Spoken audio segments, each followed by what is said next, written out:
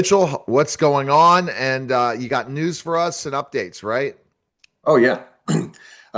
Movie is going on. It's starting to film in January, February, and so I get to be in it. I get to be a character that I kind of wrote for myself. So he's minor character in the first two or three books, and then he gradually grows to just a minor character.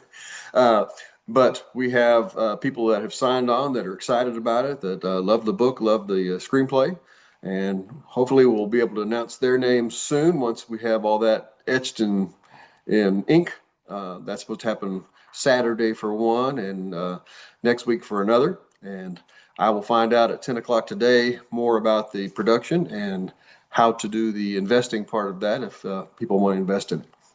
Fantastic. So that's great news. And then the production comes into play. If what you were talking about, 2026, it's unreal. An Yeah, opportunity. it's just hard to see that 1 year ago, January, book one came out. And we're already at this point, book three is getting ready to release. We already have a, film series starting in production 1 year later. So I applaud my agent, Stephanie, and Mike, my publisher, just to getting this all going and keeping it running. And Absolutely. first and foremost to God. He made all this possible, gave me the talent. So I appreciate that. Absolutely. So let's talk about you finished up the everything for book three. So that's Mm-hmm. done. Now you're working on book four.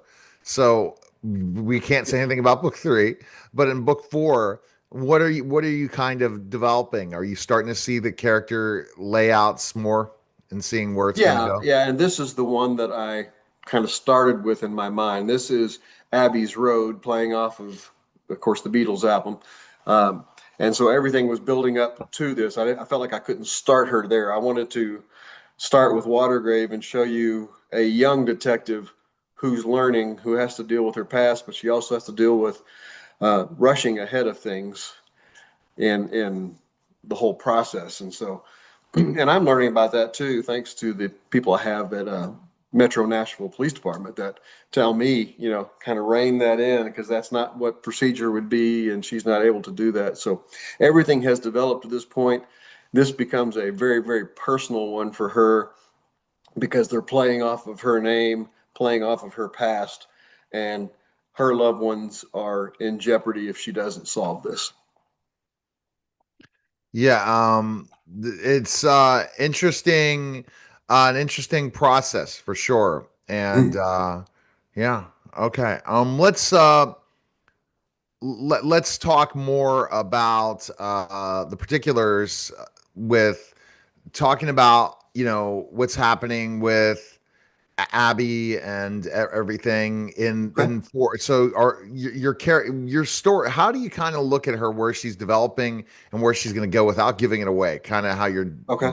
diving Uh, deeper into these things? when I first pitched this uh, to the agent, then she wanted, I pitched it as 6 books. She wanted to see just the first book because that was whether she was interested or not. Watergrave caught her attention. She suggested some content changes, and I was willing to make those, and so sent it back to her.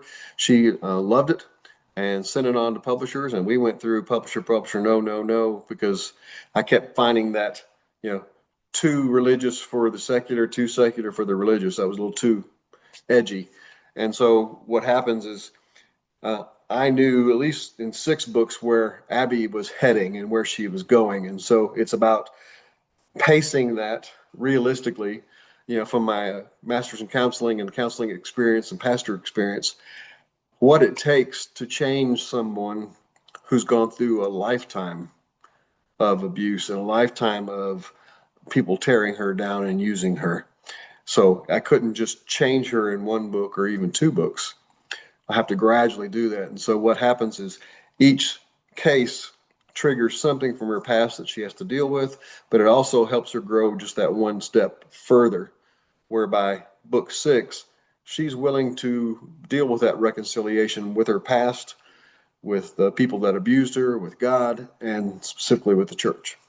Okay. Well, that's very good, Mitchell, because it's all encompassing everything in the process and coming up with these other characters in the story. Do you get ideas when you're walking around town? Are you Oh getting yeah, ideas? yeah. I love going to places like the mall. I just sit and watch people and listen to people. And I go out to a restaurant, I'm looking at other tables and watching dialogue and people's facial expressions, and they become bits and pieces of these books as I see people dealing with things. And of course, as having been a teacher for so long in a high school, you pull from those things, those characters and those students. You also, from being in a church in several different roles, as a youth minister, as an education minister, as an associate pastor, as a pastor, just everything that you've observed and the pains that you've seen all become pieces of these characters.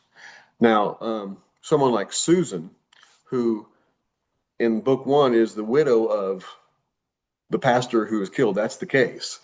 She became such a larger part that I never anticipated her to be. She and Abby connect on a different level. And so Susan has developed and grown to a point where that wasn't part of my plan, but it's working out great. Absolutely. And it's something that's out there in so many ways, right? Mm-hmm. It's unbelievable. The characters, everything.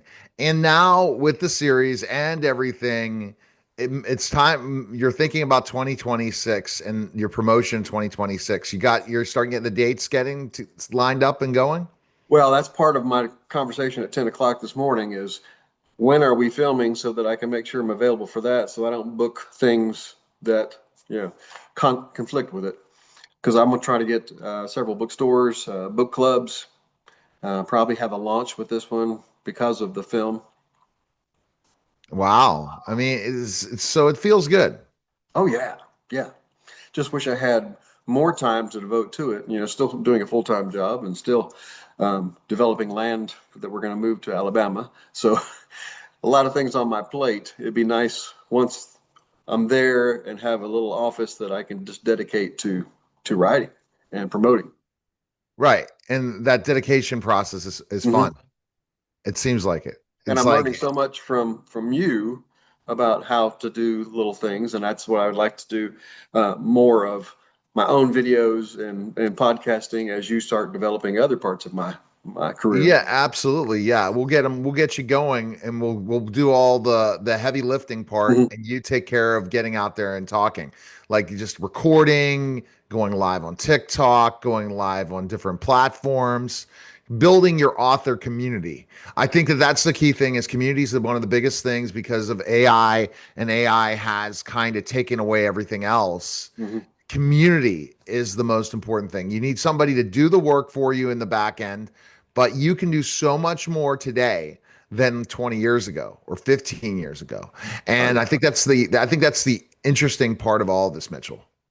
And I'm going to do what my favorite author did for me. You know, I finally connected with him just by accident, but he's the one that really turned me on to reading, turned me on to writing, and connected with him. And it's just like talking with someone, you know, I know he was not on this pedestal where I had put him.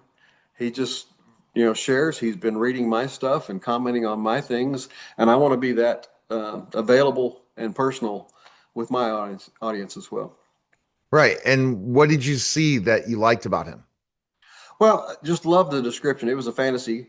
Graham Diamond, so he's the Haven series is what caught my attention, and it's just how he developed the characters, and you know all of his heroes had these weaknesses and had these things going on that they had to battle as well as you know the external battles that they faced, and that just really hit home with me.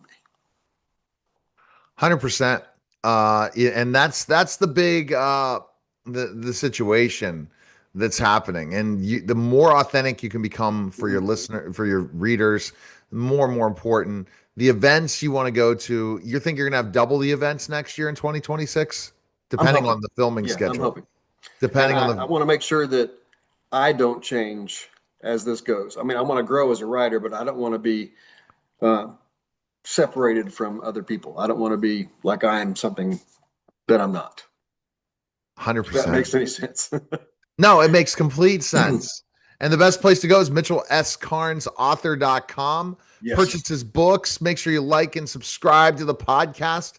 And we'll And talk next week. sign up for the The newsletter. newsletter. Absolutely. All right. That was a special simulcast of the Neil Haley Show and the Mitchell S. Carnes